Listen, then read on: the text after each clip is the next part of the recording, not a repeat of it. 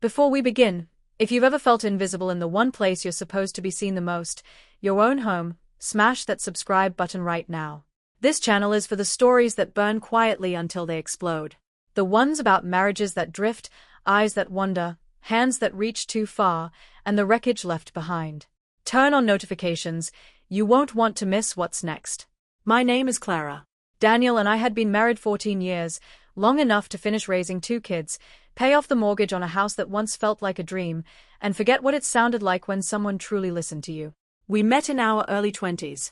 He was the guy with big plans, sharp suits even in college, always 3 steps ahead.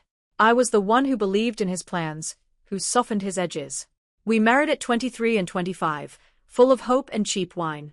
Early years were chaotic and sweet, tiny apartments, late-night talks, sex that felt urgent and necessary. Then came the kids, Leia, then James. I left my teaching job because it made sense. Daniel climbed the finance ladder. Success paid for vacations we barely took, clothes I rarely wore out, and a silence that grew louder every year. By our late 30s, we were roommates with shared tax returns. He traveled constantly, conferences, client dinners, red-eye flights. When he was home, he was tired. We talked about schedules, not dreams. Touch became rare, mechanical. I told myself it was normal.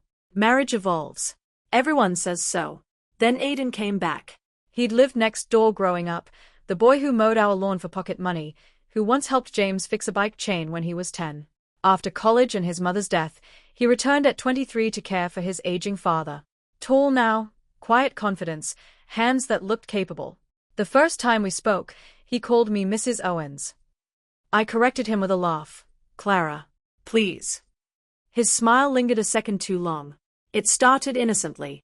Waves across the yard. Small talk about the weather, his dad's health, my garden wilting in the heat. But small talk turned into longer conversations. He'd linger on his porch when I watered plants. I'd find excuses to step outside. One scorching afternoon in July, Daniel was away on a week-long trip to Chicago. The kitchen faucet had started leaking, drip, drip, drip, like a metronome counting down to something. I tried to fix it myself. Wrench slipped, water sprayed, I cursed. Aiden heard from next door, knocked on the back gate. Need a hand? He asked, already rolling up his sleeves. I should have said no. I said yes. He knelt under the sink, tools from his dad's garage spread out. I handed him what he asked for, our fingers brushing once, twice. The space was tight, his shoulder pressed against my leg as he worked. I could smell his soap, clean, citrusy, and the faint sweat of effort. He talked while he tightened pipes, about grad school applications, a novel he was reading, how he missed California's sun but not the loneliness. When the leak stopped, he stood, wiping his hands on a rag. Our eyes met in the dim undercabinet light. Neither of us moved. You fixed it, I said stupidly. Team effort. His voice was low. Then, because the title of my life needed drama, he reached for the big adjustable wrench he'd set aside, the one with the long handle and heavy head. He held it up like proof. This bad boy did most of the work. We both laughed, but the sound died fast. The air thickened. He set the tool down slowly on the counter. His eyes dropped to my mouth, then back up. I could have stepped back. I didn't. Instead, I whispered, "Thank you." He stepped closer. Anytime, Clara. What happened next wasn't planned, at least not consciously. His hand found my waist. Mine found his chest, solid, warm, alive in a way I hadn't felt in years. Lips met. Tentative, then hungry. Clothes stayed on, mostly. But hands wandered. Mouths explored. We ended up against the kitchen island, breathing hard, hearts hammering like teenagers. We stopped before it went too far. Barely. Guilt crashed in like cold water. He left through the back gate. I stood in the kitchen for 20 minutes, staring at the fixed faucet, the big wrench still on the counter like evidence. After that day, we tried to pretend it hadn't happened. Failed miserably. Stolen glances over fences. Late-night texts about nothing important. A second encounter in his dad's empty garage one evening when his father was at a doctor's appointment. More urgent, more reckless. His hands under my shirt, my fingers in his hair, whispers of we shouldn't that neither of us believed. I told myself it was just attention. Just feeling desired again. Just once or twice. Daniel came home. I smiled, kissed his cheek, asked about his trip. He didn't notice my flushed cheeks or the way I avoided his eyes. But secrets have weight. They show in small ways.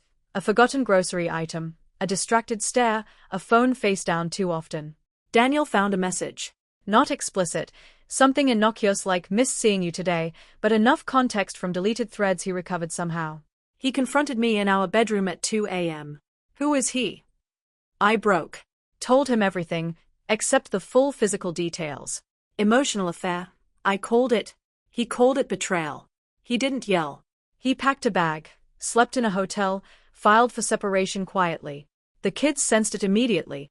Leia cried. James got angry, punched a wall. Aiden moved out 2 months later, said it was for his dad's care, but we both knew better. Last I heard, he was back in California. I live in the house alone now, half the furniture gone. The faucet still works perfectly. The big wrench sits in a drawer like a relic.